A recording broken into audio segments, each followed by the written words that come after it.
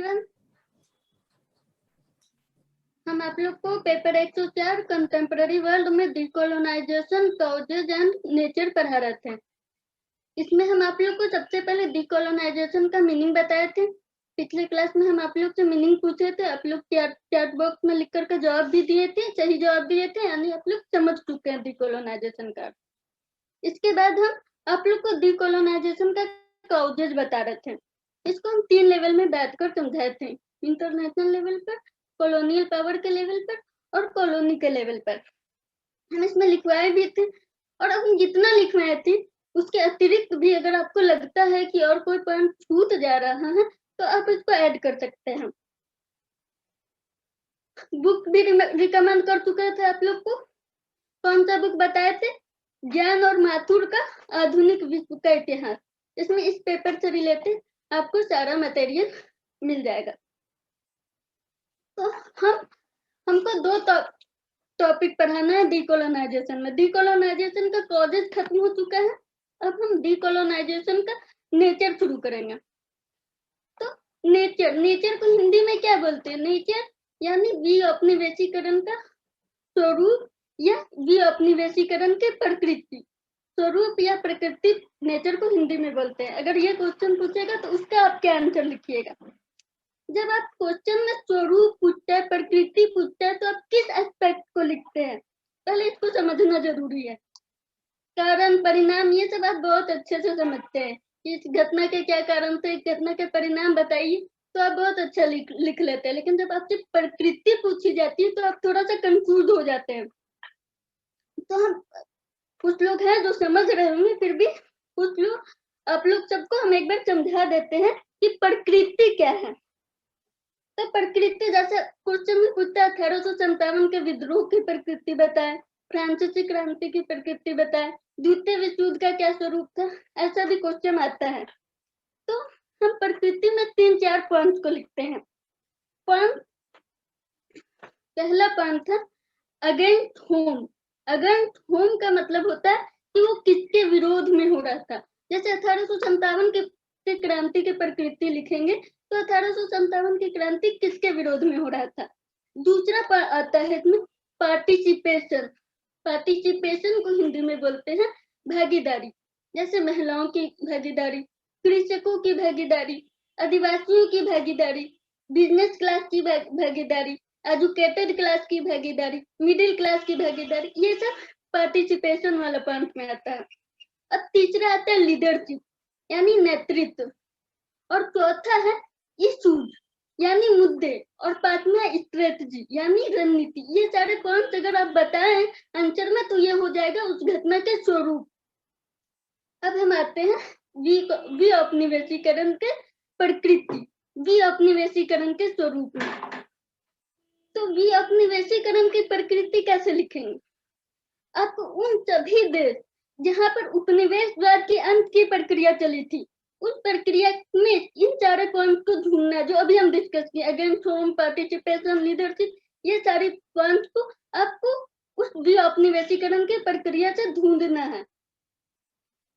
अब हम world history पढ़ रहे हैं, इतने सारे देशों में डीकोलोनाइजेशन के पूरे प्रोसेस को स्टडी करके उसका नेचर बताना और उसको 4-5 पेज में समेट लेना पॉसिबल नहीं है। तब अब जैसे बोलते हैं फ्रेंच रिवॉल्यूशन एक देश की बात है, 1857 का रिवॉल्यूशन तो ये भी एक देश की बात है। लेकिन अब डीकोलोनाइजेशन पढ़ रहे हैं, डीकोलोनाइजेशन वो भी वर्ल्ड हिस्ट्री में। वर्ल्ड हिस्ट्री में बहुत सारे देश था जिसके बारे में आपको पढ़ना पड़ रहा है, जैसे एशिया, अफ्रीका, लैटिन अमेरिका के बहुत सारे देश जो भी औपनिवेशिक दस्ते में रहे थे, उन सारे देशों में भी औपनिवेशीकरण की प्रक्रिया चली और उससे स्वरूप को समझना है। तब अब हम कैसे स्टडी करेंगे? उतने सारे देशों के प्रोसेस को तो पढ़ना पॉसिबल नहीं है, आप लोग का एक चैप्टर है बस। तो इसका एक बहुत इजी तरीका है, किसी भी देश में डीकोलोनाइजेशन की प्रोसेस का, किसी एक देश का डीकोलोनाइजेशन के प्रोसेस को समझ कर अन्य देशों का अनुमान लगा सकते हैं। इसका मतलब क्या हुआ? जैसे कि बहुत सारे ह्यूमन बींग्स हैं, अगर हम सारे ह्यूमन बींग का इंडिविजुअली स्टडी करने लगे तो पॉसिबल नहीं है। अगर हम एक ह्यूमन बींग के बारे में डिटेल से बताएं तो दूसरे के बारे में भी आप काफी हद तक समझ सकते हैं कि वो भी ऐसा ही होगा। नहीं समझे अगर तो फिर और अच्छे से समझिए। जैसे कि आप लोग एग्जाम दे रहे हैं, तो एग्जाम दे रहे हैं तो आपको प्रेशर फील हो रहा है, तो आप अनुमान लगा सकते हैं कि जो आपके क्लासमेट है वो भी ऐसा ही प्रेशर फील कर रहे होंगे, इसी प्रोसेस से गुजर रहे होंगे, क्योंकि उसका भी एग्जाम है। तो यही बात है, आपको किसी एक देश के बारे में देखना है और उस आधार पे कंपेयर करके दूसरे देश के बारे में भी हम प्रकृति को समझ जाएंगे। तो अब हम सबसे ज्यादा डीकोलोनाइजेशन का प्रोसेस जिन जिन देशों में चला था उसमें सबसे ज्यादा किस देश से फैमिलियर है? आप सबका जवाब होगा, आपका भी और मेरा भी, इंडिया। इसी के इंडिया में जो डीकोलोनाइजेशन का प्रोसेस चला उससे हम लोग बहुत ज्यादा फैमिलियर हैं। हम लोगों ने भारत के नेशनल मूवमेंट, यही था डीकोलोनाइजेशन का पूरा प्रोसेस, भारत का नेशनल मूवमेंट का पूरा हिस्ट्री बीए में पढ़ के आए हैं। अब 2 पेपर में पढ़े होंगे, पहले ईस्ट इंडिया कंपनी का पीरियड पढ़े होंगे, दूसरा क्राउन पीरियड पढ़े होंगे 1757 से 1857 और 1858 से 1947। इस तरह से आप पूरी प्रक्रिया, पूरा प्रोसेस जानते हैं। अब इससे हम इन छोटे छोटे पॉइंट्स का अंदाजा लगा सकते हैं कि किसके विरोध में था, क्या पार्टिसिपेशन थी, कौन से इशूज थे। ये सारे छोटे छोटे पॉइंट को समझ सकते हैं कि भारत के संदर्भ में कैसे घटित हुई, और उसी आधार पर हम दूसरे देशों का भी अंदाजा लगा सकते हैं। भारत के में अगर डीकोलोनाइजेशन का प्रोसेस देखें तो ये 3 चरणों में कंप्लीट हुआ था। पहला उदारवादी युग, आप लोग सब जान रहे होंगे, दूसरा उग्रवादी युग और तीसरा गांधी युग। तो उदारवादी युग कब से कब तक था? 1885 या 1857, डेट में थोड़ा मतभेद है, से लेकर के 1905 कांग्रेस की स्थापना से लेकर के बंगाल विभाजन तक। उग्रवादी चरण कब से कब तक था? बंगाल विभाजन के बाद, यानी 1906 से लेकर के 1919 तक। और गांधी युग कब से कब तक था? 1920, यानी असहयोग आंदोलन से लेकर के 1947, यानी भारत की स्वतंत्रता तक। अब इतना दूर से आप लोग सब जान रहे हैं ये सारी बातों को। जब हम यही 3 चरण है, सारे देश में ऐसे ही फीचर शो कर रहे थे, पर आपको डीकोलोनाइजेशन का हिस्ट्री लिखना है। तो डीकोलोनाइजेशन के हिस्ट्री में आप 3 चरण कौन कौन से बनाएंगे? पहला चरण आप बनाएंगे शुद्ध राष्ट्रवाद का चरण, दूसरा चरण आप बनाएंगे नए नेतृत्व का उदय, और तीसरा चरण आप बनाएंगे जन आंदोलन। ये 3 चरण है विऔपनिवेशीकरण की प्रक्रिया में, और ये 3 चरण में हमको स्वरूप को ढूंढना है, और स्वरूप क्या है हम बता चुके हैं। ये सारे पीरियड भारत में जैसे 1885 से 1905, 1906 से 1919, 1920 से 1947, ये भारत में था। सभी देशों में यह चरण चला, लेकिन उनका पीरियड अलग अलग था। एक ही समय, वही समय नहीं था, पर चरण उसका फीचर वही था। तब अब हम ये सारे चरण को अलग अलग बताएंगे, और इसमें सारा पॉइंट कौन कौन से point, against whom, participation, leadership, issues, strategy, ये हम बार बार इसलिए बता रहे हैं ताकि कभी भी आपसे क्वेश्चन में प्रकृति पूछ दे तो आप कंफ्यूज नहीं हो कि हम क्या लिखे। तब हम आते हैं सबसे पहला चरण में। सबसे पहला चरण हम क्या बोले? शुद्ध राष्ट्रवाद का चरण। शुद्ध राष्ट्रवाद का चरण, पहला चरण। इस चरण में भारत में सोशल ग्रुप थे, कुछ सोशल ग्रुप थे जो कॉलोनियल गवर्नमेंट से सुधारों की मांग कर रहे थे। जैसे कि आप जानते हैं राजा राम मोहन रॉय ने सती प्रथा का विरोध किया था और कॉलोनियल गवर्नमेंट से मांग की थी कि आप सती प्रथा का अंत कर दे। लेकिन ये सुधार कॉलोनियल रूल के अंदर में रहकर ही मांगी जाती थी।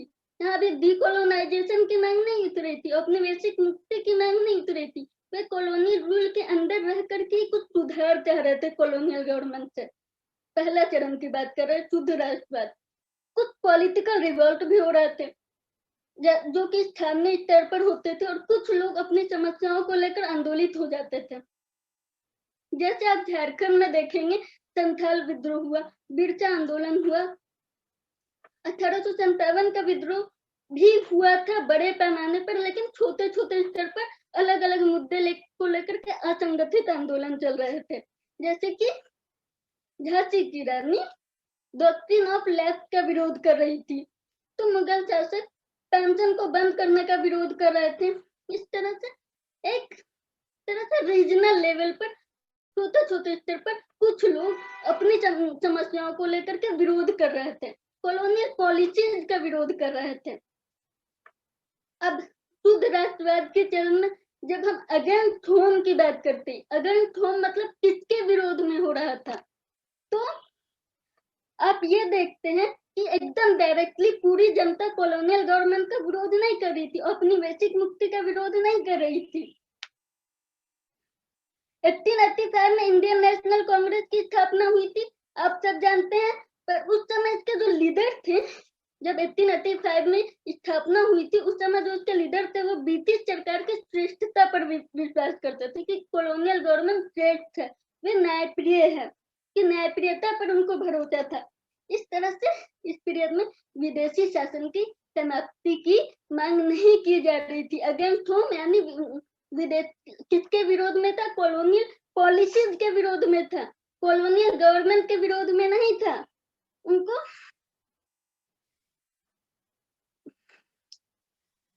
परंतु एक तरह से वो इसके लिए प्रिपेयर हो रहे थे, डीकोलोनाइजेशन के लिए प्रिपेयर हो रहे थे, तैयार हो रहे थे। तो पहला चरण शुद्ध राष्ट्रवाद में अगेंस्ट होम का पॉइंट आप समझ गए कि ब्रिटिश पॉलिसीज के अगेंस्ट में थे, ब्रिटिश गवर्नमेंट के अगेंस्ट में नहीं था। दूसरा हम बोले थे पार्टिसिपेशन और लीडरशिप। पार्टिसिपेशन और लीडरशिप के पॉइंट में शुद्ध राष्ट्रवाद के चरण में आप लिखेंगे कि पार्टिसिपेशन बहुत ज्यादा नहीं थी, लोग अंग्रेजों की नीतियों से असंतुष्ट तो थे परंतु संगठित नहीं हुए थे। कांग्रेस भी बना, संगठन बना 1885 में, लेकिन लीडरशिप किसके हाथ में थी, एक छोटे से एजुकेटेड क्लास के हाथ में थी, जैसे कि दादा भाई नौरोजी, सुरेंद्र नाथ बनर्जी, ये सारे नेता हाईली एजुकेटेड थे। एक छोटा सा वर्ग अपनी मांग को ब्रिटिश पॉलिसीज को भारतीयों के पक्ष में करना चाह रहा था। दो पॉइंट हो गया, अगेंस्ट होम का पॉइंट हो गया, दूसरा हम बता दिए पार्टिसिपेशन और लीडरशिप का पॉइंट हो गया।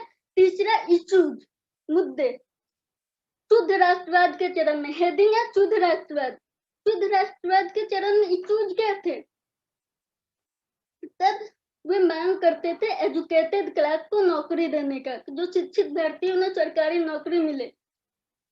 कॉलोनियल गवर्नमेंट की आर्थिक नीतियों की भी आलोचना हो रही थी, जैसे कि दादा भाई नौरोजी ने धर्म निष्कासन का सिद्धांत प्रस्तुत किया था।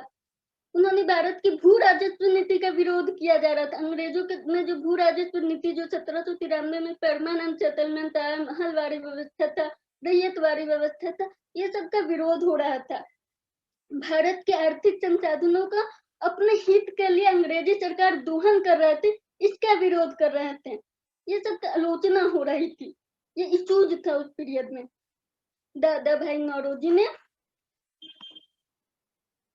धर्म निष्कासन का सिद्धांत तो प्रस्तुत किया ही था, लेकिन इसके साथ कुछ कुछ संवैधानिक सुधारों की भी मांग की जा रही थी। 1813 का एक्ट आया, 1833, 53, 63, 93, बहुत सारा एक्ट आया। तो भारतीय देखते थे कि इसमें भारतीयों के पक्ष में जो बातें कही गई है वो है या नहीं, वो देखते थे और अपने अकॉर्डिंग उसको सुधार करने की मांग करते थे, यही था इशूज। उसके बाद स्ट्रेटजी, स्ट्रेटजी क्या था, शुद्ध राष्ट्रवाद के चरण में स्ट्रेटजी यानी रणनीति, वो अपने मांगों को अपने वैश्विक सरकार के समक्ष कैसे रखते थे। तो आप सब जानते हैं कि वो कॉलोनियल पॉलिसीज के विरोध में भाषण देते थे, ज्ञापन देते थे, प्रार्थना पत्र देते थे, इस तरह से वो ब्रिटिश पॉलिसीज के विरोध कर रहे थे, ये थी उनकी रणनीति। अब शुद्ध राष्ट्रवाद के चरण में भारत में जो अपनी वैश्वीकरण की प्रक्रिया कैसे चल रही थी, इससे आप परिचित है। इसी तरह का चरण इंडोनेशिया में 1911 में शुरू हुआ था। 1911 में इंडोनेशिया में शरीकत इस्लाम नामक संगठन बना था। नाइजीरिया में 1920 में और ट्यूनीशिया में भी 1920 में शुद्ध राष्ट्रवाद का चरण शुरू हो गया था। तो अब भी औपनिवेशीकरण की प्रकृति लिखेंगे तो सबसे पहले पहला चरण लिखेंगे शुद्ध राष्ट्रवाद का चरण, और उसके सारा प्रोसेस बताएंगे कि अगेंस्ट होम में क्या था, लीडरशिप में क्या था, इश्यूज क्या था, स्ट्रेटजी क्या था, भारत के बारे में थोड़ा डिटेल में बताएंगे और बाकी देश का शॉर्ट में थोड़ा बहुत लिख देंगे। फिर हम दूसरे चरण में आते हैं। दूसरा चरण हम क्या बताएं, नए नेतृत्व का उदय। भारत में यह चरण आप उग्रवादी युग को मान सकते हैं। इस चरण में अगेंस्ट होम यानी इस चरण में किसका विरोध हो रहा था, तो ब्रिटिश साम्राज्य की स्वतंत्रता की मांग उठने लगी थी।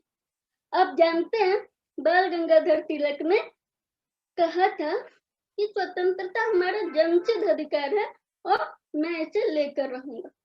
अब उन्होंने स्वतंत्रता की बात करनी शुरू कर दी थी, फिर भी वे औपनिवेशिक सरकार से पूर्ण स्वतंत्रता की मांग नहीं कर रहे थे। इस चरण में औपनिवेशिक सरकार का पूर्ण विरोध पूरे भारत में शुरू नहीं हुआ था। अगेंस्ट होम समझ में आ गया कि अभी भी औपनिवेशिक सरकार का विरोध नहीं हो रहा था पूरी तरह से। अब दूसरा पॉइंट है लीडरशिप। देखिए हर चरण में हर बिंदु को देखते जाएंगे तो ये स्वरूप खत्म हो जाएगा। तो पहला चरण हम शुद्ध राष्ट्रवाद बताएं, दूसरा चरण नए नेतृत्व का उदय। अब नए नेतृत्व का उदय में लीडरशिप और पार्टिसिपेशन, लीडरशिप और पार्टिसिपेशन इंक्रीज हो गया था। पहले जो छोटे से एजुकेटेड क्लास में था अब यूथ में फैल गया, जोश उत्पन्न हो गया कि हम कॉलोनियल गवर्नमेंट की पॉलिसीज का विरोध करें। जन आंदोलन का रूप नहीं लिया था, लेकिन फिर भी इस चरण में लीडर जो थे उनमें राष्ट्रवाद की भावना आने लगी थी। जैसे लाल बाल पाल जो थे वो राष्ट्रवाद की भावना उनमें आ गई थी।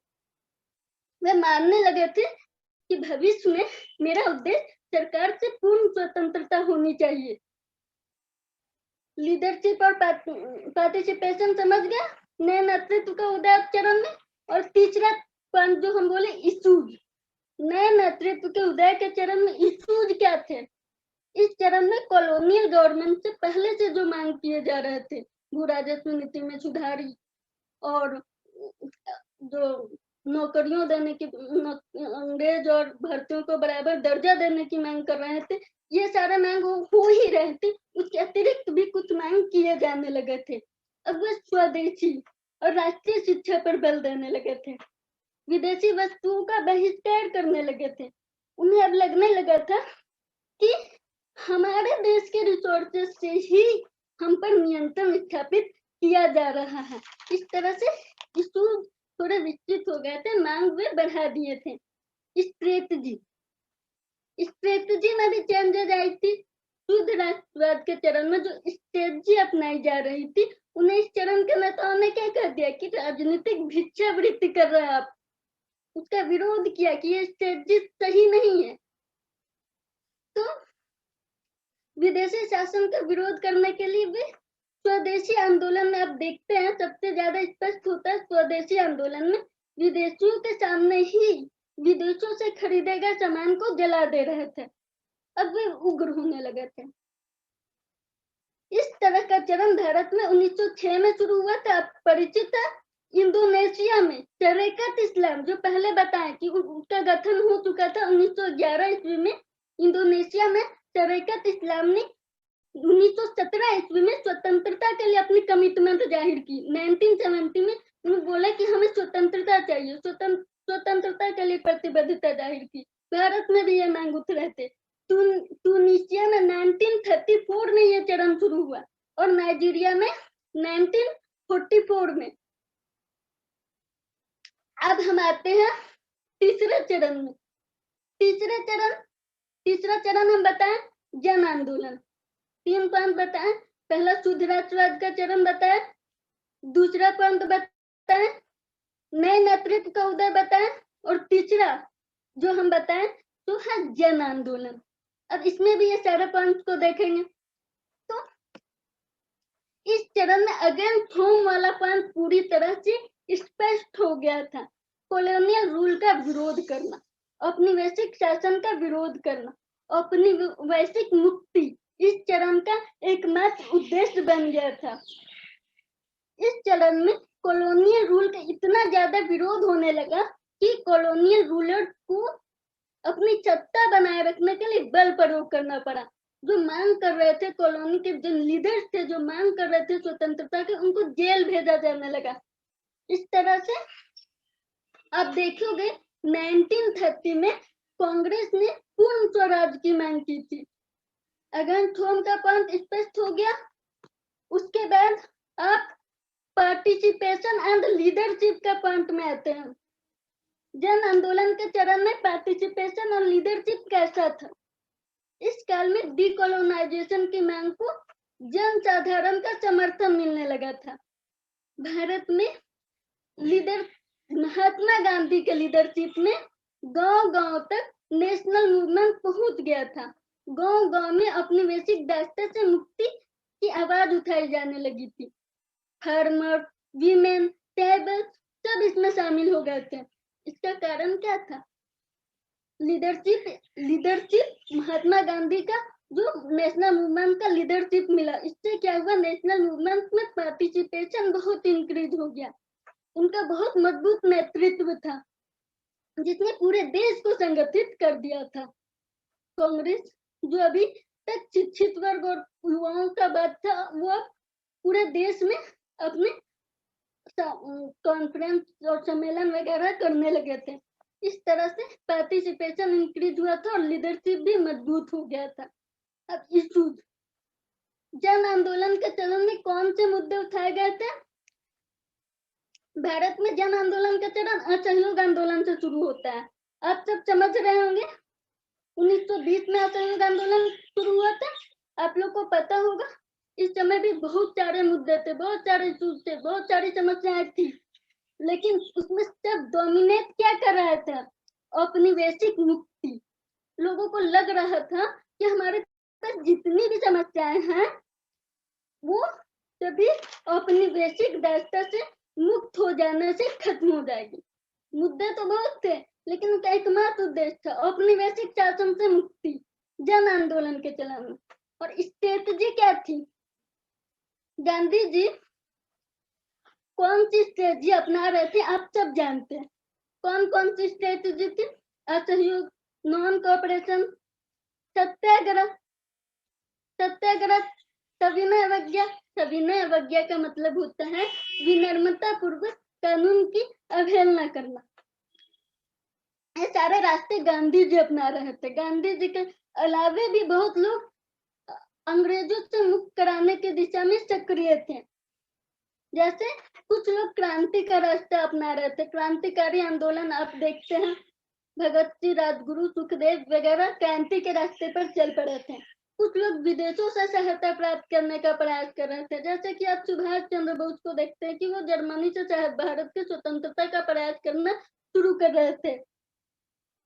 चाहे कोई भी रणनीति हो, चाहे कोई भी रास्ता अपनाए, कोई भी स्ट्रेटजी हो, इस पीरियड में, जन आंदोलन के पीरियड में उनका एकमात्र पर्पस था औपनिवेशिक दायित्व से मुक्त हो जाना, चाहे इसके लिए उन्हें हिंसा के रास्ते पर ही क्यों ना चलना पड़े। ये चरण इंडोनेशिया में जन आंदोलन का चरण, भारत के बारे में आप सब समझ रहे हैं। 1920 में असहयोग आंदोलन से शुरू हुआ था। इंडोनेशिया में जन आंदोलन का चरण सेकंड वर्ल्ड वॉर के दौरान डॉक्टर सुकर्म के नेतृत्व में शुरू हुआ था। और 1951 में नाइजीरिया में भी ये चरण शुरू हुआ था।